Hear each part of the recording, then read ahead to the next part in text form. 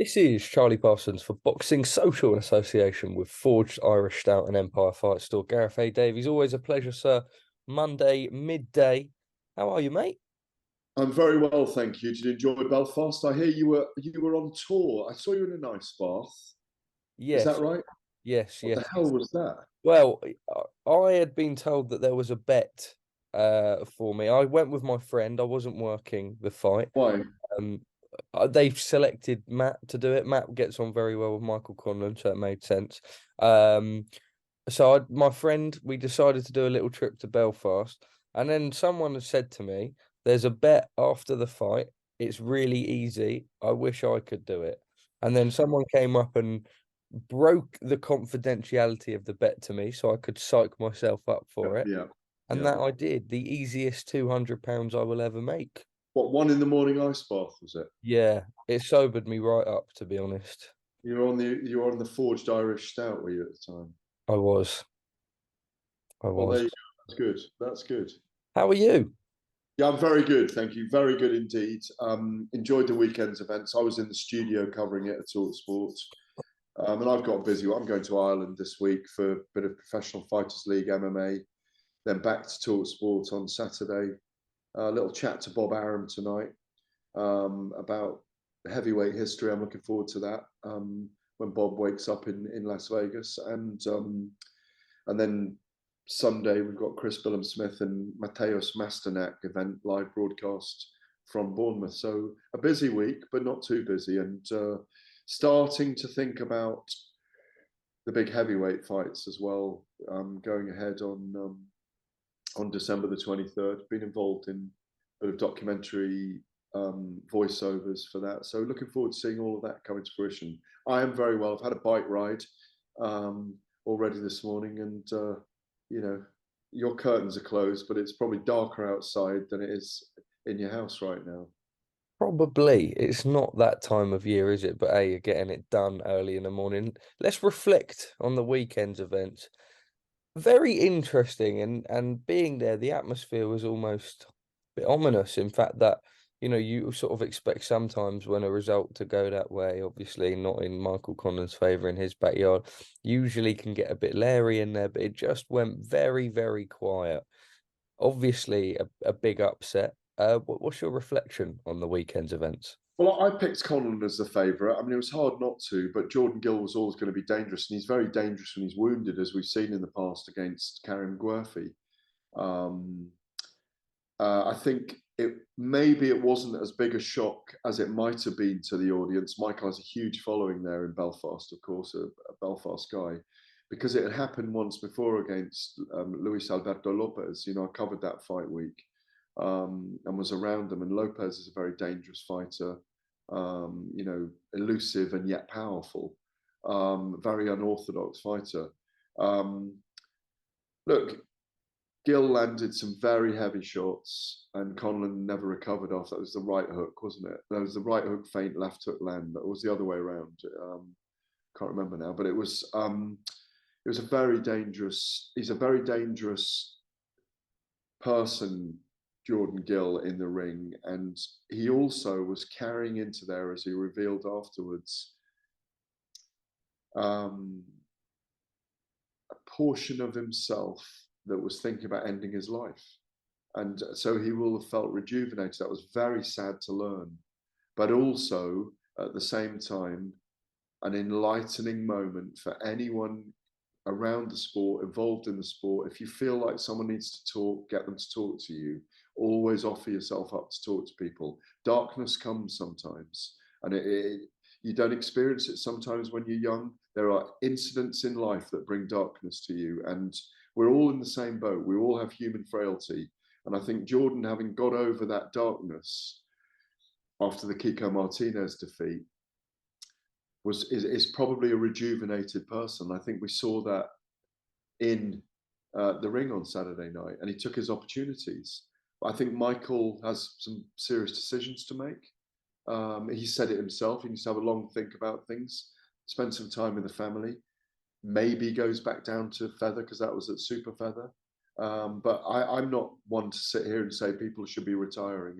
I don't see it as place unless someone's 47 years old and they are really looking not well from boxing.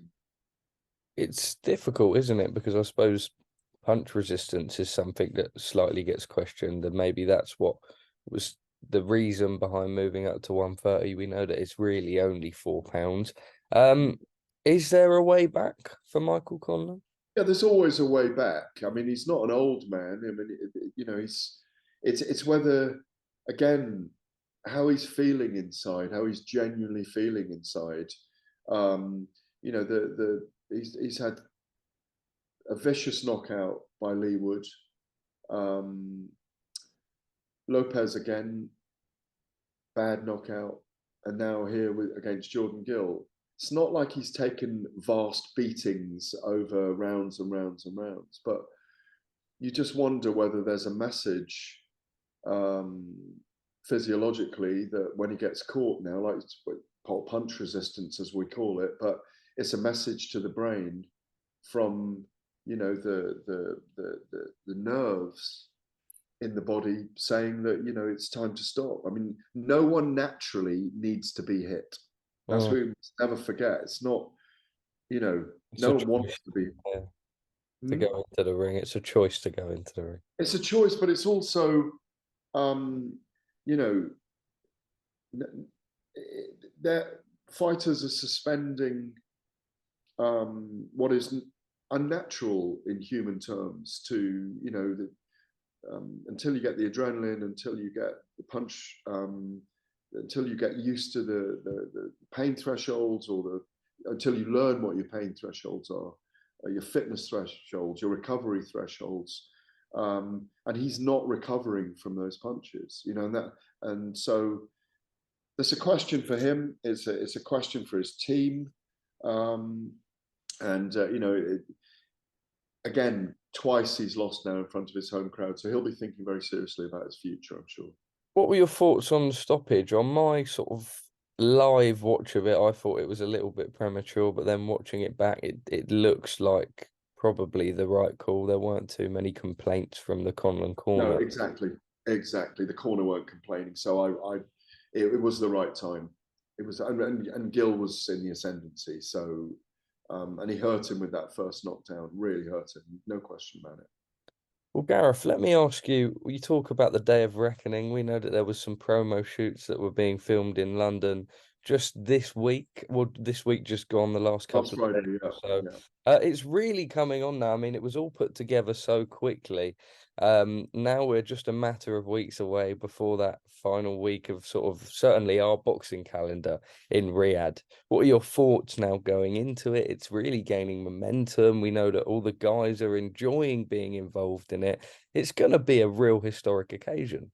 Yeah, definitely. I spoke to Mauricio Suleiman about this last week, who I also didn't critique in our conversation. I asked him what the statutes were, what the decisions were in place. I asked him to explain how Francis Ngannou got to number 10 in the WBC rankings. Obviously, he'll fight next year at some point.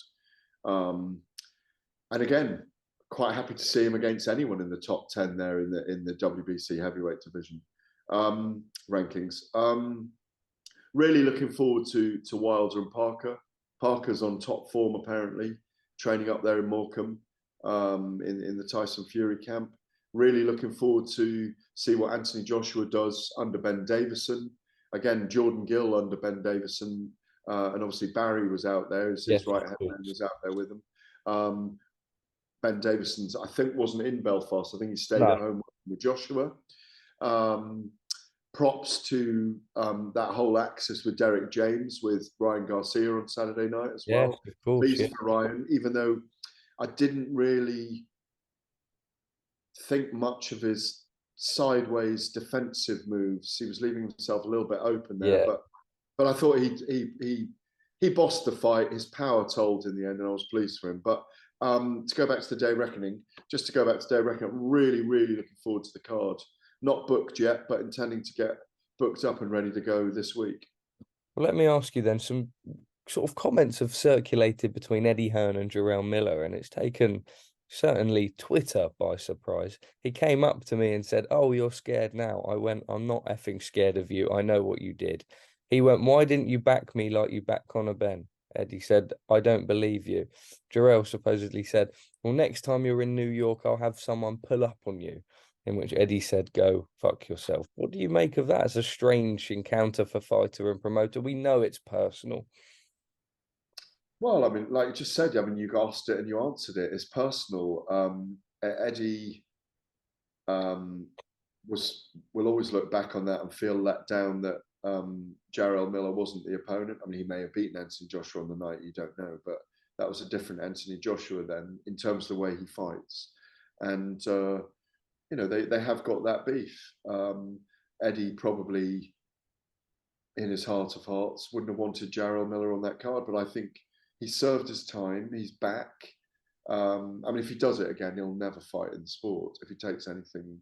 I mean, I've known Jarrell a long time as well. I knew him when he was kickboxing against the likes of Mirko Krokop in Glory years ago, because obviously he's done kickboxing as well. And I think I'm looking forward to that fight with Jarrell Miller and Daniel Dubois. What do I make of the beef? Is your question?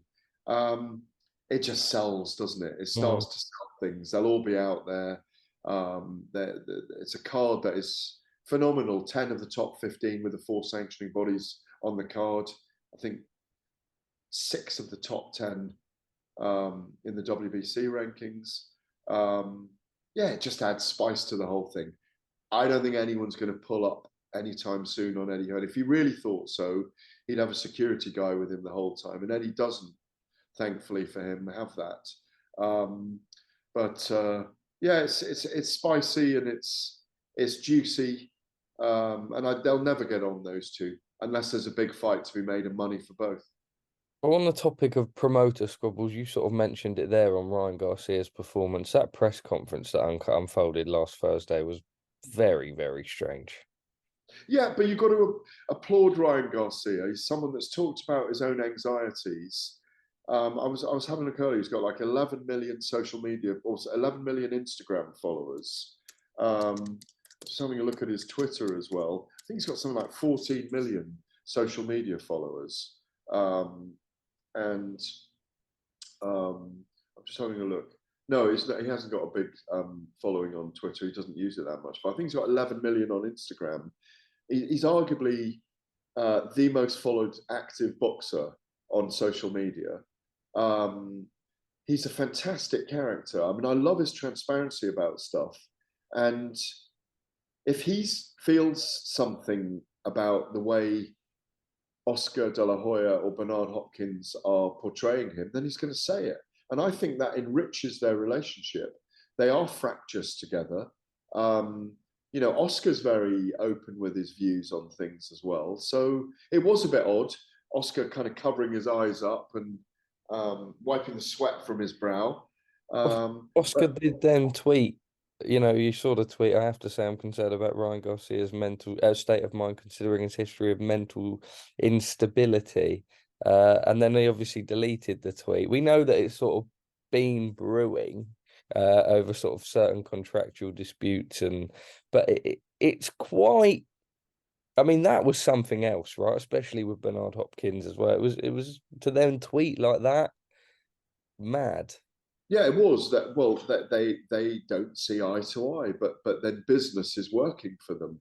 Whether he will leave them, well, I don't know what the contractual scenario is. Maybe he's angling to leave. It looks that way, and he wanted to dig back at Bernard Hopkins, and he's within his rights to do so. Bernard won't lose sleep over it. He's that kind of character. He was a former penitentiaries champion before you left school. He was the middleweight champion of America's penitentiaries. Can you believe that? That's where he really learned to fight. He's a very tough man, like Bernard very much. Oscar and Ryan, I think they've had a fractious relationship on and off for years. So, but I liked Ryan Garcia doing it. I liked his transparency. It wasn't nasty. I'll never lose to a white boy, as Bernard said to Joe Calzaghe in the press room of the MGM Grand Garden Arena in 2007. I was there with a group of other people, right with them, when they came together, made the fight at the time, the end of the old legend Calzaghe's career, last but one fight, penultimate fight. So, no, it was fun. And as I say, I thought Garcia, even though some of his shapes were odd from rounds 4 onwards, he got the job done on Saturday night. And Duarte was a banana skin, Yeah. there's no doubt about it.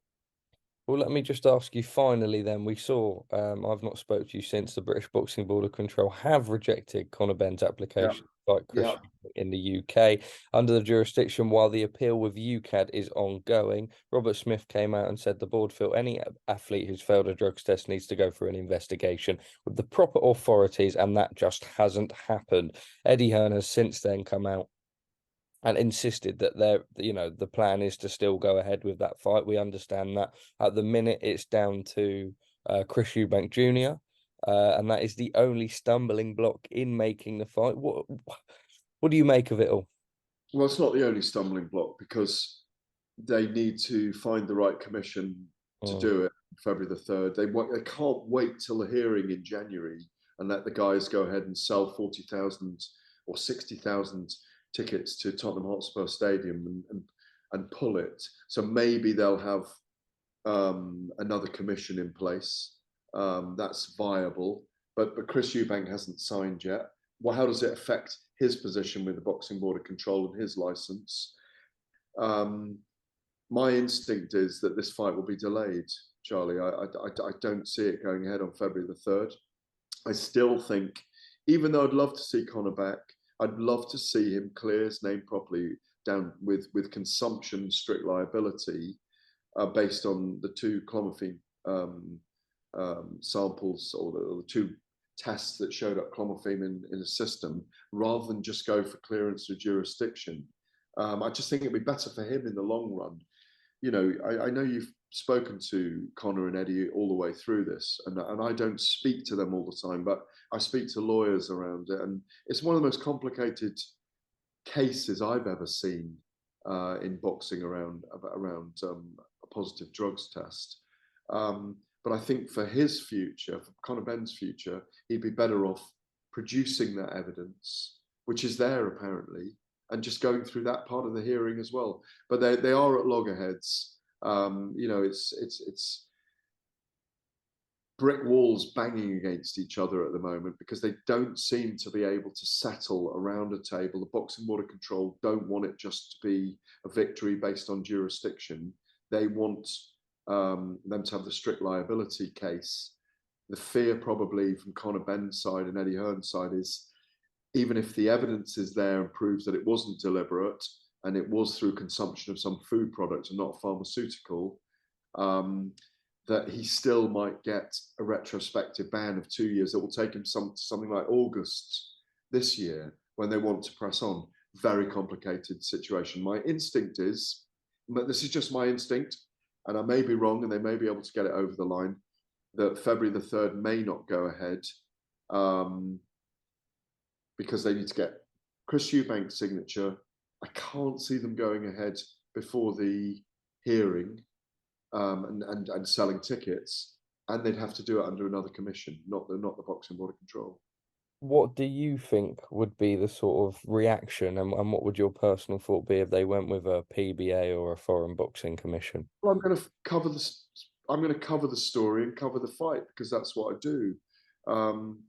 It's you know, I still think my personal view is ethically and morally he'd be better off in the long term saying, look, there is evidence there. There it is. We've had the hearing. Dr. Human, as I call him, has got the evidence that the metabolites in my body were from food consumption and they weren't from pharmaceuticals. I've said I was innocent the whole way. I feel mitigated against in this whole scenario. But the problem is it showed up. And you need testing to take it. It's become a bigger story than just Conor. But obviously, Conor doesn't feel like that. It's about him. I think he'd be better off to do that and clear his name. That's my personal view. But if they go ahead and have the fight, then I will cover the event. I mean, because I'm not going to boycott the event. But this whole issue will be discussed all the way up until they fight, and even afterwards, probably. Well, Gareth, it's always a pleasure. I know I said just lastly, very quickly, that you did mention it. We've got Chris Billam Smith, Masterneck this Sunday in Yeah, Bournemouth, and obviously yeah. Devin Haney, Regis Prograis Saturday. Late one for the UK boxing fans. It's a good week ahead. It is. It's a really good week. I'm looking forward to Dublin, the Professional Fighters League as well, doing live broadcast on that. Coming back, looking forward to Devin Haney and Regis Prograis. I just favour Haney to use his skills to pay the bills out there in the US. And Mateusz Masternak at 37, I think he is, 52 fights odd into his career, only lost to Bellew and Dorticos. Junior Dorticos, world-class opponents. I think it's only those two. It might be one other, but he's a dangerous foe for Chris Billam Smith. But Chris Billam Smith's improved. Huge audience for him down in Bournemouth. They love him.